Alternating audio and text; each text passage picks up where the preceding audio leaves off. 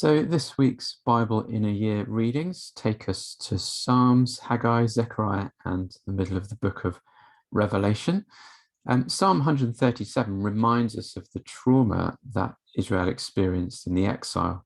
And this is a really uncomfortable ending to a psalm as well, where they've been lamenting about their weeping by the rivers of Babylon. And it finishes, O daughter of Babylon, doomed to destruction, happy is he who repays you for what you have done to us, he who seizes your infants and dashes them against the rocks. I mean, that's a horrific picture, isn't it? And I think it's worth just reminding ourselves of why these kinds of psalms are in the Bible.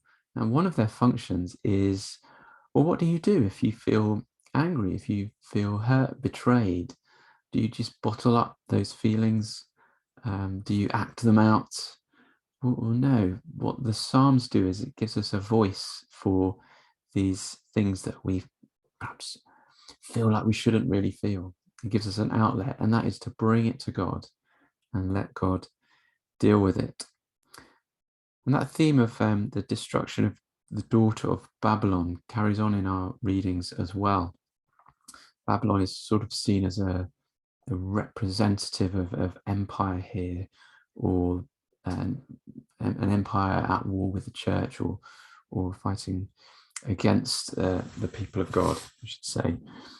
And so as we move on to Haggai and Zechariah, then both call on Israel to keep going.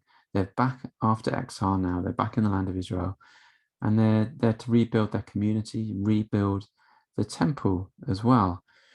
Zechariah also speaks of events that are to come in the nearish future, but also more long-term. And a key theme in Zechariah is a future king would be killed, but would be victorious in the end.